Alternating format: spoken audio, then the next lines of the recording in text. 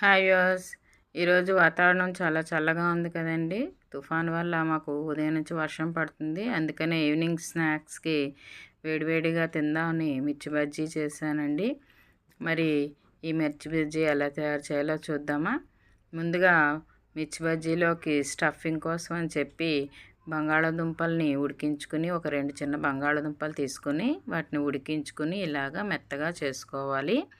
తర్వాత ఇందులోకి కొద్దిగా వాము అజీర్ణం చేయకుండా ఉండడానికి బాగుంటుంది. అలాగే టేస్ట్ కూడా బాగుంటుంది. అలాగే కొద్దిగా చాట్ మసాలా, అలాగే టేస్ట్కి సరిపడా సాల్టు, ఇంకా ఒక 1/2 స్పూను కారం, ఇవన్నీ వేసుకుని బాగా కలియబెట్టుకొని ముద్దలాగా తయారు చేసుకుని రెడీ చేసుకోవాలండి. తర్వాత ఒక 4 పచ్చిమిరపకాయలు తీసుకుని, నేను 4 చేశాను. మేము ఇద్దరమే ఉంటాం కాబట్టి మాకు 4 సరిపోతాయి. అందుకని చెప్పి నేను 4 చేశాను. ఈ 4కి సరిపడా ఆ ముద్ద కూడా తయారు చేసుకున్నాను అనమాట నేను. సో ముందుగా పచ్చిమిరపకాయని ఇలాగా కట్ చేసుకోవాలి. అంటే పూర్తిగా చివరి వరకు కట్ చేయకూడదు. కొద్దిగా ఇలా కట్ చేసుకుని అందులోకి ఈ స్టఫింగ్ ఉంది కదండి, దీన్ని లోపల పెట్టుకోవాలన్నమాట. స్టఫింగ్ బాగా లోపలికంటూ పెట్టి మనం ఇలాగా రెడీ చేసుకోవాలి. అలాగే మొత్తం 4 కూడా కట్ చేసుకుని ఇలాగా స్టఫింగ్ పెట్టి రెడీ చేసి పెట్టుకున్నాను. చూసారా. అయితే ఈ పచ్చిమిరపకాయలు మిర్చి బజ్జీకి చాలా బాగుంటాయి. కారం ఉండదు. పిల్లలు కూడా ఈజీగా పచ్చిమిరపకాయతో పాటు బజ్జీ తినేయగలుగుతారనమాట. సో ఇప్పుడు 4 కూడా రెడీ అయిపోయాయండి. ఇప్పుడు శనగపిండి రెడీ చేసుకుందాం.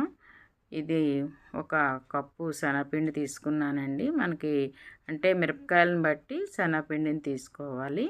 తీసుకుని అందులో కొద్దిగా శనగపిండికి సరిపడా ఉప్పు, అలాగే కొద్దిగా సోడా, తినే సోడా వేసుకుంటే గుల్లగా బాగా వస్తుందన్నమాట బజ్జీ. సో కొద్దిగా వేసుకోవాలి. ఎక్కువ వేసుకుంటే మళ్ళీ నూనె లాగేస్తుందండి. అలాగే చూసారా, ఇలాగ జాగ్రత్తగా ఉండలు లేకుండా శనగపిండిని ఇలా కలుపుకోవాలి. తర్వాత పొయ్యి మీద కళాయి పెట్టుకుని తగినంత నూనె వేసుకుని అందులో ఈ మిర్చి బజ్జీని శనగపిండిలో ముంచి ఇలా వేసుకుని బాగా ఎర్రగా వేపుకుంటే మిరపకాయ బజ్జీ రెడీ అయిపోతుందండి. మనం బయట బండి మీద కొనుక్కునే మిర్చి బజ్జీ కంటే మనం ఇంట్లో చేసుకునేది చాలా బాగా వస్తుంది. అవి కొంచెం గట్టిగా అనిపిస్తుంది బండి మీద కొనుక్కునేవి. ఎందుకంటే వాళ్ళు 2 సార్లు, ఒకసారి వేపిన తర్వాత మళ్ళీ ముంచి మళ్ళీ వేపుతారు. అందువల్ల దళసరిగా వస్తుంది, గట్టిగా వస్తుంది. మనకైతే ఇలాగా సింగిల్గానే వేసుకుంటే చాలా బాగుంటుంది. చూసారా ఎంత బాగా వచ్చిందో. చాలా బాగుంది. ఇలా అంటే చూడ్డానికే ఎంత అందంగా కనబడుతున్నాయి బయట కొన్న వాటికన్నా మనకి.